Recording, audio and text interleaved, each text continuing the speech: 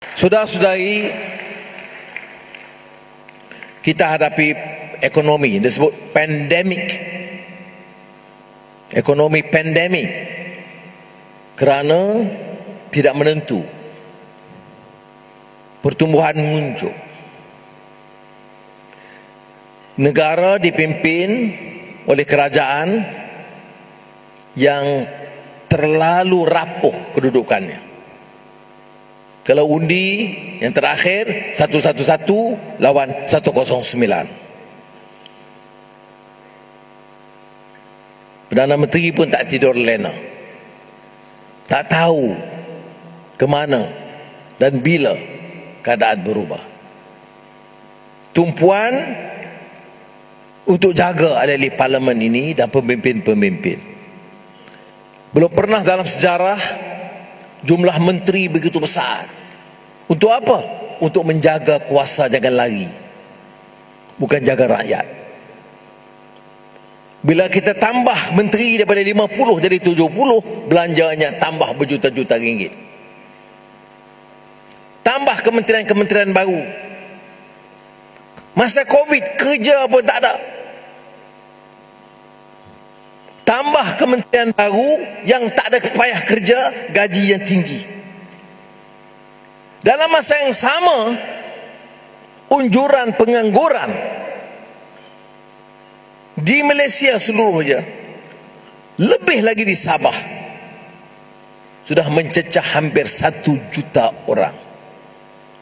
Penganggur hampir 1 juta, kerja kerajaan Perikatan Nasional, upah kepada ahli parlimen yang lebih. Tambah jawatan GLC yang begitu banyak. Tak kira layak tak layak. Saudara, ini dia bencana dan malapetaka Covid yang menimpa rakyat. Sudahlah masalah keselamatan dan kesihatan kita hadapi, ditambah dengan masalah ekonomi yang meruncing. Ada sudah dengar tumpuan kerajaan sekarang dalam keadaan krisis untuk memacu pertumbuhan ekonomi. Saya masih ingat pengalaman krisis ekonomi 97 semasa saya Menteri Keuangan. Pada masa itu, sebahagian kabinet itu dianggap krisis kabinet. Saban hari, hari ini jumpa bank-bank, besok jumpa industri, jadi itu kerja kita untuk mencari jalan menyelesaikan dalam keadaan krisis. Kerajaan sekarang tumpuannya apa? Bagaimana nak tambah habuan untuk ahli-ahli parlimen ini supaya jangan lari.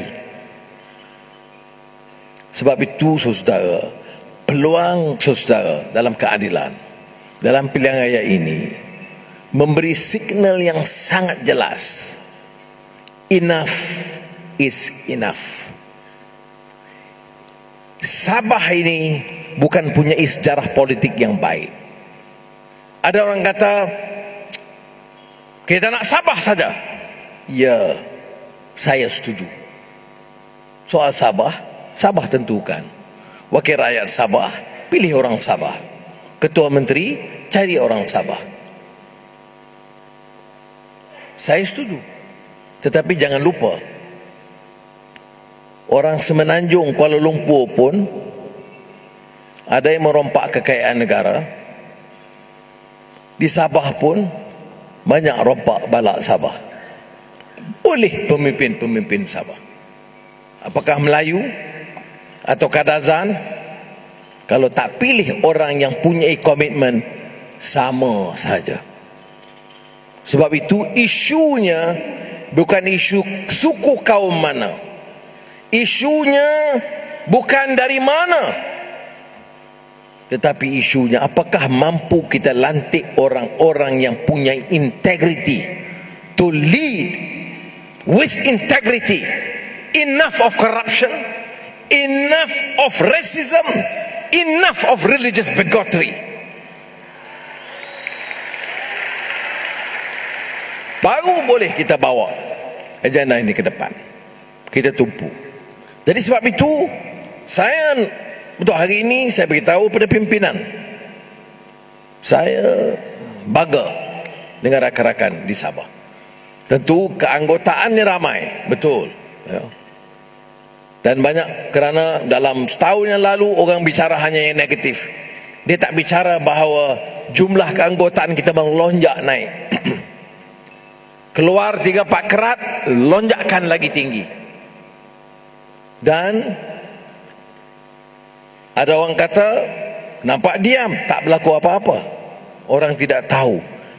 Bukan saja di Sabah, hampir tiap cabang ada latihan-latihan dan jentera dan pacar. Selama berbulan-bulan, seluruh negara kita tergerakkan jentera pilihan raya untuk hadapi kemungkinan pilihan raya jika diadakan bila-bila masa di negara kita. Betul, dari segi dasar kita kata sebab apa nak ada pilihan raya. Mandat diberikan kepada kita, Pakatan Harapan. Pada masa itu keputusannya Mahathir Tentara, dan lepas tu Anwar.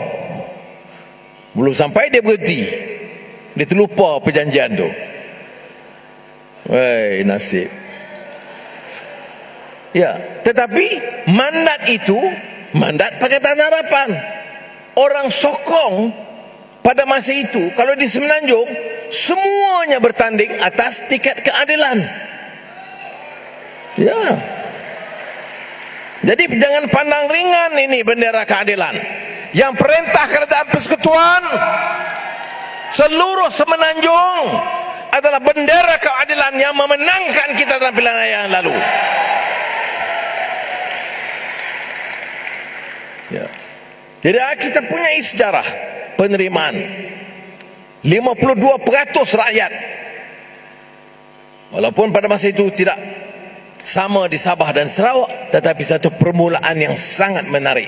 Saudara, tanggungjawab saudara, perkuatkan jentera dan pastikan calon baik keadilan atau rakan-rakan itu dapat bekerja sebagai satu pasukan untuk membawa perubahan. Kalau kita ditanya mengapa harus kita bekerja bertukus lumus untuk menyelamatkan negeri kita, masa depan anak-anak kita. Bayangkan negeri yang kaya raya dengan hasil minyak dan gas, dengan hasil balak yang telah, kalau dah mencecah puluh bilion lah kalau dalam beberapa tahun yang lalu ni, tapi masih berlaku kemiskinan yang ketara, pengangguran yang ramai, dan kesenjangan yang lebih melebar pendapatan di kalangan orang paling kaya dan miskin.